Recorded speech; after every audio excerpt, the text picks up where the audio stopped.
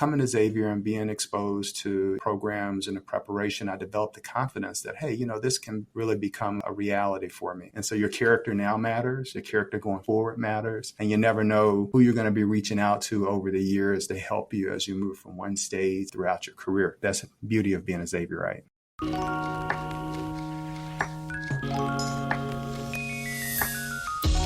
From the Office of Institutional Advancement and Alumni Relations, it's Xavier Gold Live, the podcast, bringing you stories of leadership, impact, and the Xavier spirit. What's new, XU? I'm Tashia Hope. And I'm Jalen Jones. We're both student journalists from Xavier's Mass Communications Department and are excited to bring you a podcast where we connect with our Xavier community through conversation. In each episode, we bring you intimate interviews with standout alumni who will give us a glimpse into their unique Xavier experience.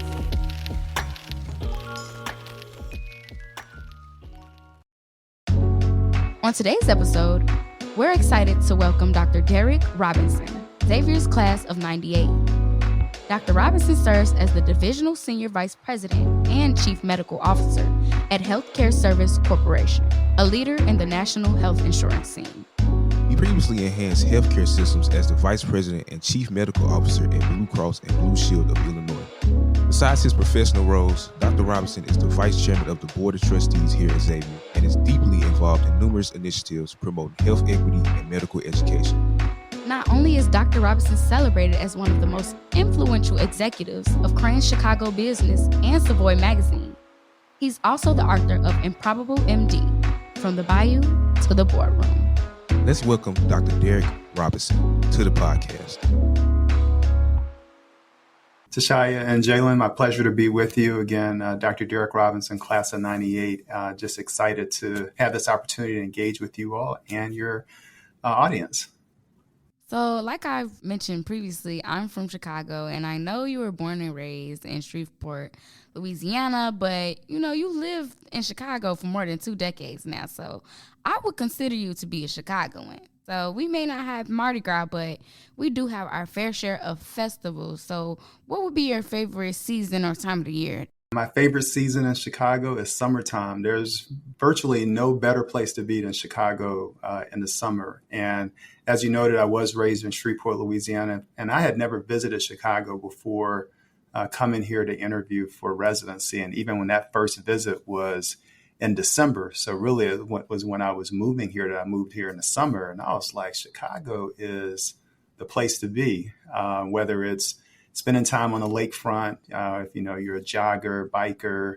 I love to cycle, so I get out on the lakefront and ride in the mornings and the weekends. And lots of sights to see, people, great foods and restaurants throughout the city.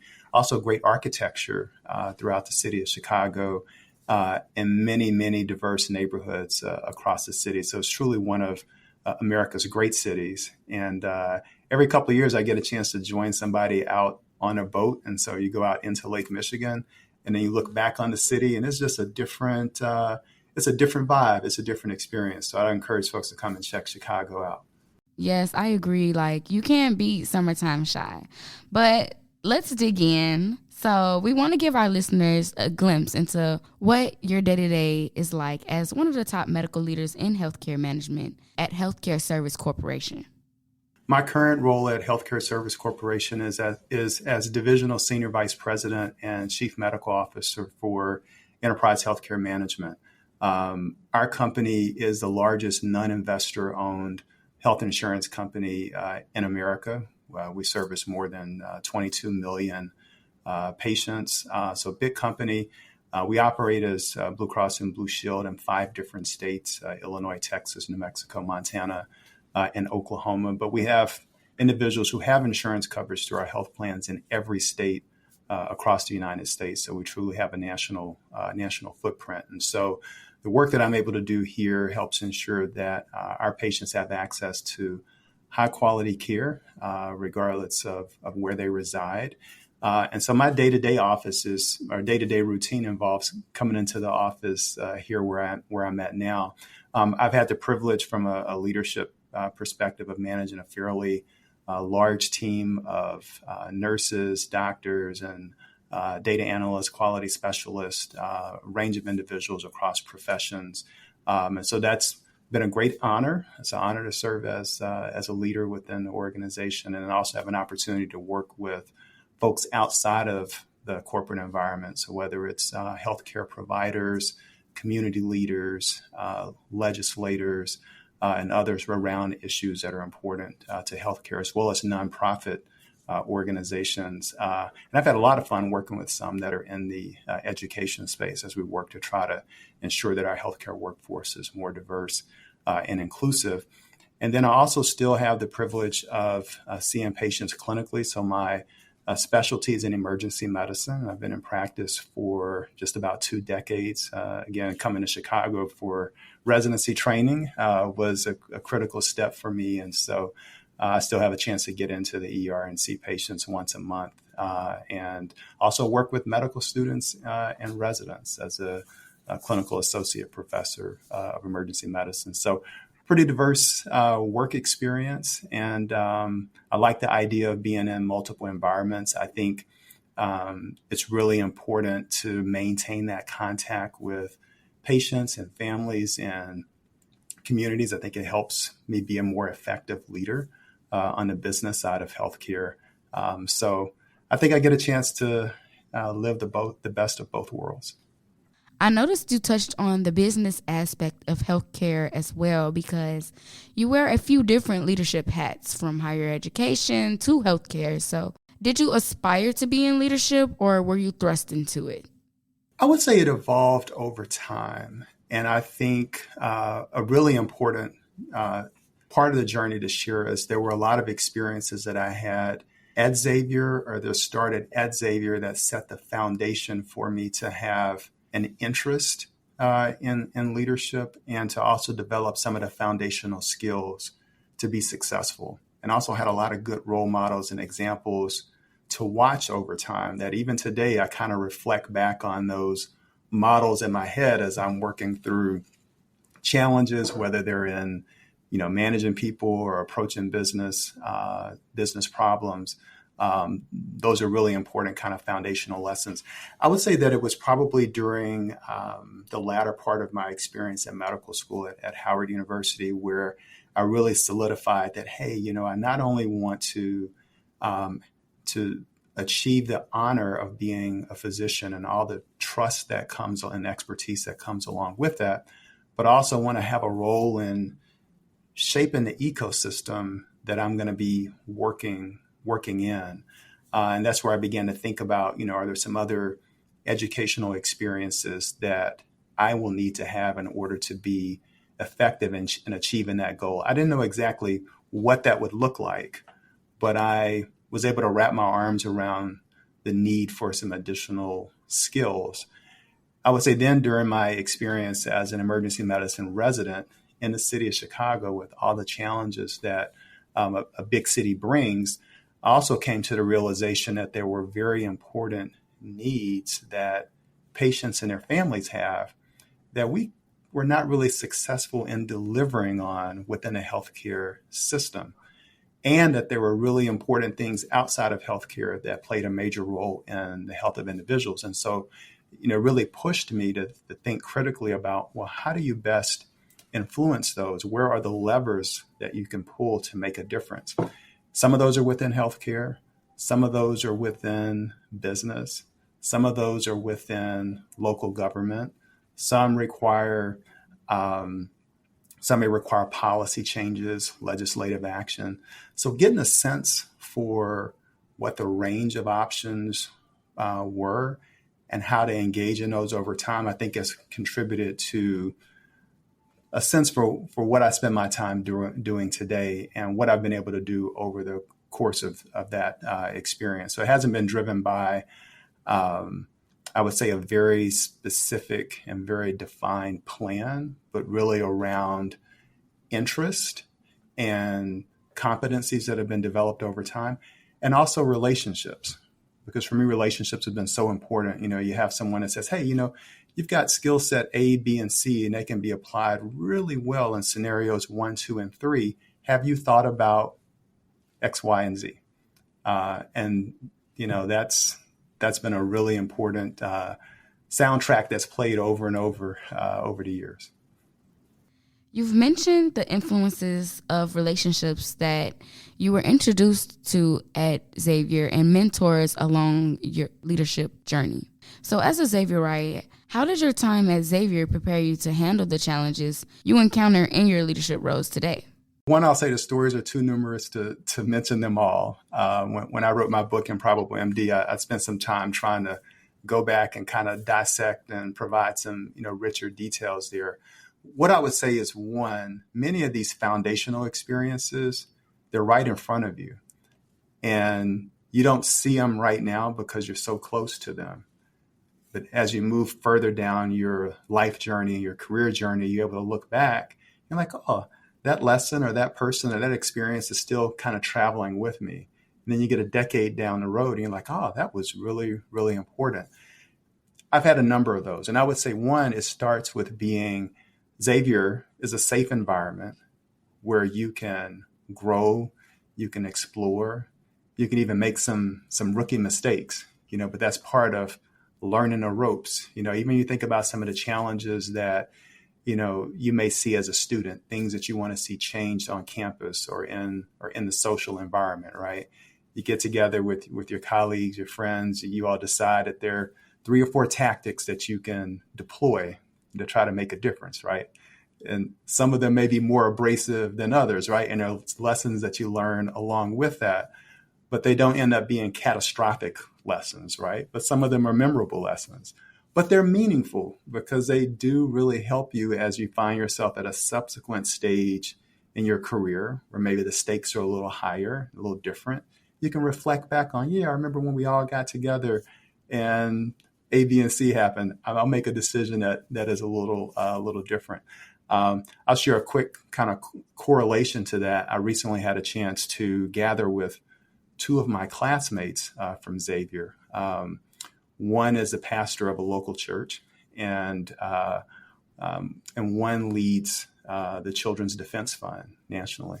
And so one was coming to preach at the other's church, but we had a chance just to get together before the service, and we just reflected on living in St. Mike's, and the water went out, or maybe the hot water went out or something, and we had our first little protest on campus as freshmen, But man, if you look at the things that have happened since then and the experiences that we've had, those foundational experiences were so important, and we can look back on them with fond memories. So I had a lot of those on campus. I had them independently. I had them within student government.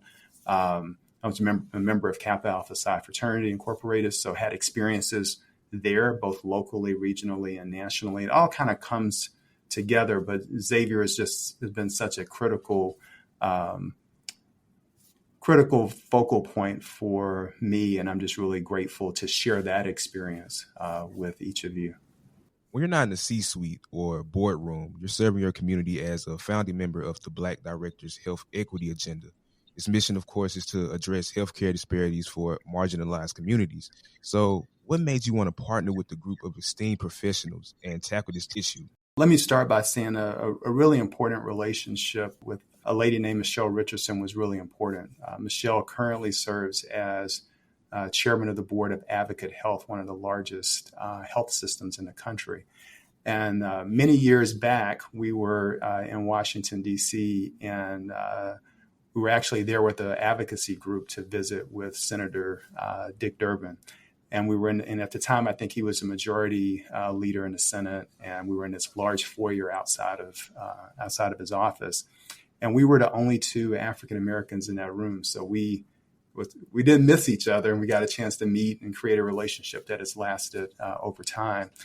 And she and some of her colleagues, a smaller group of individuals, really had the vision to create an organization that would help elevate the skills and performance of individuals who serve on governing boards for hospitals, health systems, and other health-related organizations, to bring a critical eye on ensuring that those organizations are delivering on health equity, ensuring that the patients that are served by those organizations truly are able to capture their capacity to be as healthy as possible.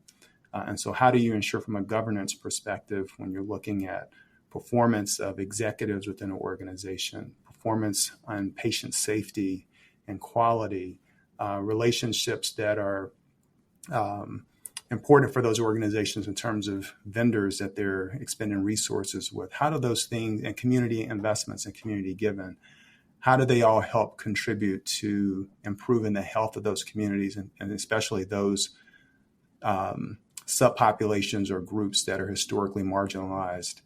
And so that's how the Black Directors Health Equity Agenda came about. And we really had a chance to have a diverse group of professionals across industries put their heads together to develop playbooks and other tools and resources that can help individuals who are engaged in governance be more effective in their jobs with a health equity lens built upon those particular roles. So it's really been exciting to be a part of the birth of that organization, which is just a few years old. And that happened during the pandemic, actually. I've also noticed you are very involved in community outreach when it comes to informing audiences of wellness from a holistic approach. So we want to know, how do you adapt your role to meet the needs of your patients? One of the important realities that it's important for everyone to understand, and also it's humbling for doctors, after you spend a lot of time in school, starting at Xavier, getting through those tough, science classes and, getting into a health profession role. Is realizing that most of the things that influence the health of individuals falls outside of the healthcare delivery system, right? So where you live, and you all are in Louisiana, so you know about Cancer Alley, for example. So you can have access to all the healthcare in the world, but if you live in Cancer Alley is going to have a larger influence on your health than your healthcare, right? So where you live, access to foods, behaviors, whether you decide to smoke, do you decide to wear a seatbelt, do you wear a helmet when you're out riding a bike, skateboarding, motorcycle, education, income, all those things are important. And so it's important as a physician to be engaged in the community and helping empower individuals, families, communities to also make decisions and understand how the things in their lives influence their health so that they are empowered to really take better control of their health and their health destiny. And I'll just wrap up by saying that, there's an important quote, and that is that your zip code has a larger influence on your health outcomes than your genetic code. So ensuring that healthcare leaders and business leaders alike use their voice, their knowledge, and their influence to help shape some of those things that impact the life expectancy and the life experience of individuals is critically important. So you've got to be out in the community, locking arms with other organizations around, doing the right thing that's really going to make a difference in the health of individuals. And again, it's the essence of that I think has really inspired me to try to play in multiple spaces in order to really make a difference in improving the health of individuals and communities. Well, now that we've established how you lead in the workplace and serve your community, we want to travel back down memory lane. The year is 1994 and Warren G's Regulate is on repeat. You've just decided that the XU experience is the HBC for you. What were some initial challenges that you faced relocating from that 5-hour drive from Shreveport to New Orleans and living on campus? Yeah, so it was 94, DeBrat was out there and, she was real popular. I didn't do a summer program. I worked as a lifeguard my last summer in Shreveport and enjoyed myself. Took the trip from Shreveport down to New Orleans, getting settled in. It rained, it flooded. We had to drive our car through a bunch of water. So we had that experience in New Orleans. But like many folks, had a very warm welcome at Xavier. Peer Dean Association was live and made it just a phenomenal orientation experience. And so enjoyed that. St. Mike's, it's historic. You just have to experience it. And those who have understand. Back then, one of the newest buildings on campus was the library. So that was like, the hangout spot. Everybody went there. The barn was still right across the street from the library. So that's where we would go not only for basketball games, but, convocations, step shows, you name it, it happened there. There was a late night fitness class that would happen in the gym. So we would go and, go over there and do that. But it was a great time. There are some things that remain true to Xavier, and that is, students care about each other. They come from all over the country. They're very talented. We help each other move forward. And so I reflect back with really positive memories regarding that. We didn't have a great fitness center on campus, so you guys have, a lot of assets and resources that we didn't have back then. But we had a strong community that loved Xavier, community of individuals, locally and nationally. So we always had great speakers that would come to campus. And I remember one of the things my pediatrician told me when I went off to school, he was like, be sure you go and see all the guest speakers that come to campus. Be sure you go in and listen to them. And so I took that to heart. And again, it's great experience. And how the tables have turned now, you're one of those speakers. So. Thank you. I had not thought about that. So what part of your Xavier experience made you feel that it was the right university to support both your growth and success? There are a couple of things. One, not long before I decided that Xavier was a place that I wanted to go, I had developed the confidence to say, hey, I not only want to go to college, but I want to go to college and become a physician. For me, I had some hesitancy around that because I didn't know if it was something that would actually happen, right? I didn't know if I had what it took to get there. And also had some concerns about failing at it, right?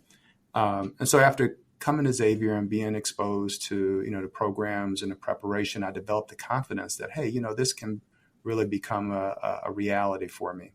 The other thing I would say is that the opportunity to participate and engage and to offer thoughts on issues and to develop and grow, I saw that happen for me at Xavier. And I also felt individuals both at Xavier and around Xavier say, hey, you know what, Jalen, Tashia, I believe in you and I see potential in you. And if you just let me take you by the arm, here's some things I'm going to show you, and we're going to help you take some things to the next level. And that was, for me, that was phenomenal because there were things that I just had not been exposed to, that I had not seen. And so it wasn't part of my vision for the future. It wasn't something that I was dreaming or aspiring to achieve or to be able to have impact at that level. But there were folks who were doing that saw that potential and said, hey, we're going to invest some time and energy in you. And looking back, on those two components, just those two, I think are great indicators for me that Xavier was definitely the right place for me. And there are probably many other attributes of that experience that also reflect why it was really a good fit. But those are really powerful for me, and they still resonate with me today. In addition to that, can you just give us a memorable moment or event from your time at Xavier that stayed with you over the years? I mentioned earlier that we didn't have a great gym at Xavier, so I'll tell you, one quick story. I had joined a fitness club that was not too far from Xavier, and then I decided that, hey, maybe I don't want to go here. Maybe it's not the best place. And then the salespeople there didn't really want to let me out of the contract, but I was able to talk with some folks at Xavier and student services. They gave me some advice, and I was able to get out of it. But it inspired me to ask Xavier, hey, what are you guys doing to help us, have better access to resources on campus? And so I wrote a letter to the president, who's Dr. Norman Francis, C. Francis at the time. And he responded to my letter, and then we subsequently had a meeting and great exchange. And then he helped kind of channel my efforts. So he's like, well, hey, I'm going to connect you with Mr. Sean Lewis, who leads, facility planning and services. And, why don't you engage with him? And you can see sort of what they have on the roadmap for the university's, master plan and what we're doing and that kind of stuff. And so, long story short, we didn't get a fitness center while I was there. But I also had a chance to see, what was happening as they were, developing and remodeling the LLC, the Live and Learning Center, right? So that opened while I was on campus. So I was able to go out to like the manufacturing plant that was making the furniture and stuff that, went in there back then, and looking at the facility layout and other stuff like that. Those are things that typically a biology major would not have gotten exposure to, right?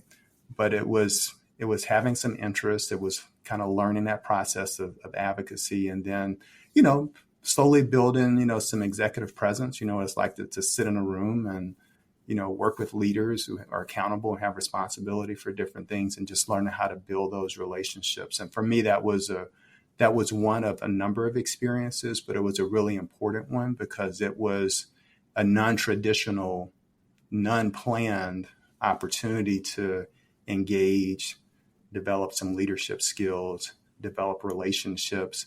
And those relationships have lasted for decades.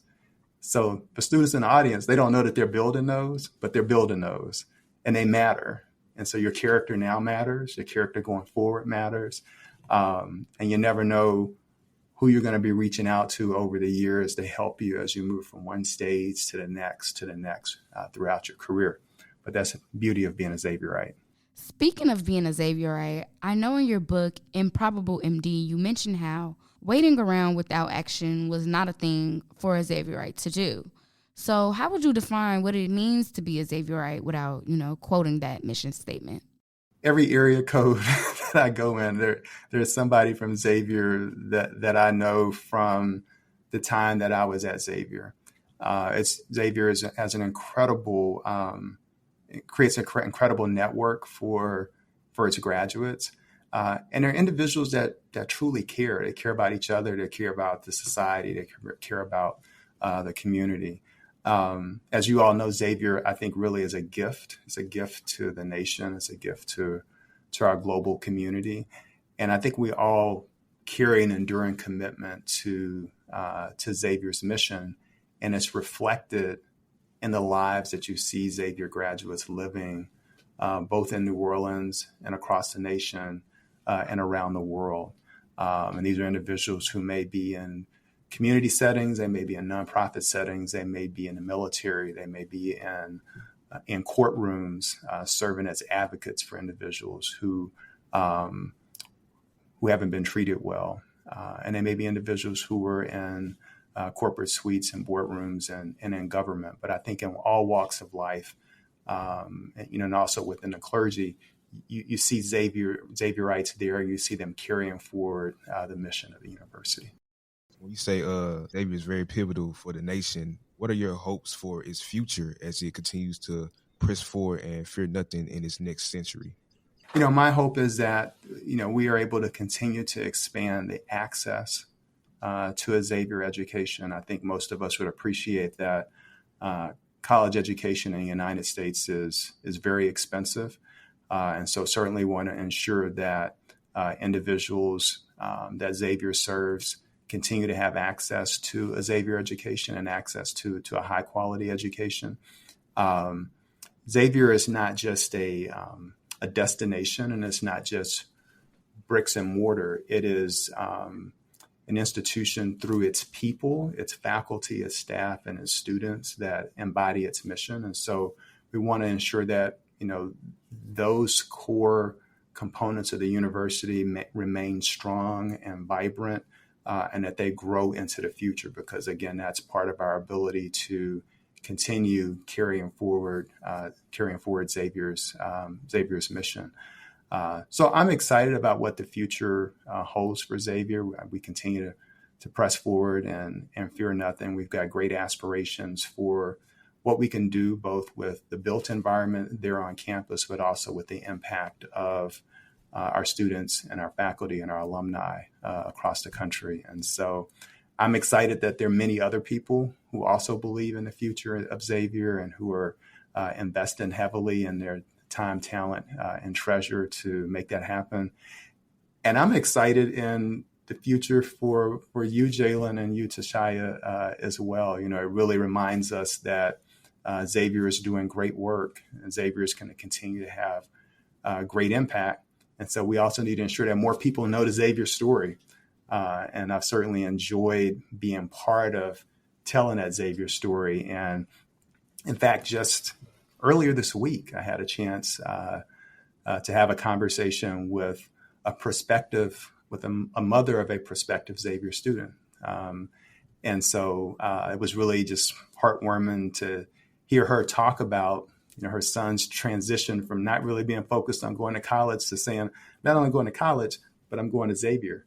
And to really be able to talk to her about my experience, but also about the experience that you all have right now, and being able to connect her son with students that are on campus, just so that transition to campus will be a seamless one for them. As we touched on the Xavier spirit of pressing forward and, carrying out that mission of service, you serve on the board of trustees here at Xavier. And in what ways have you stayed connected or even given back to the Xavier community since graduating? And how would you encourage others to do the same? Sure. So one, I would say that experience actually started while I was a student, and definitely during the time that I was in medical school. I would find time to not only connect back with students at Xavier, but I would also talk to young people in the communities when I would go and speak, whether it was at my old high school or with the community organization. I would talk about the Xavier experience. And so that's been an important avenue. Being involved in the local alumni chapter. Xavier University has a strong alumni chapter here in Chicago, and I know they're going to be in your audience too. And so I've got to represent for them. And so being involved in the work that they've done locally has been important. We've actually had several leaders from our local chapter serve in national leadership with the National Alumni Association. One of the important investments that I've been able to make at Xavier was establishing an endowed scholarship about three and a half years ago. And so we've recently crossed the $100,000 mark with investment into that scholarship. So to me, that's an enduring commitment to Xavier University and to students, and helping create access for folks to come behind me and again be able to have a phenomenal college experience. And then again, I've enjoyed having conversations like the ones that we're having here. And again, being a connection point to individuals who are interested in Xavier, and again, telling the story and making the human connections for them. And it's been a rewarding way to give back to an institution that's given so much to me. And I think that's something that we all owe. And I'm just happy to be, continue to make payments on my debt to the university. And I love how you mentioned how your service started before graduation, very active on campus, because during the graduation, weren't you awarded the highest award that, highlights students' contributions to service?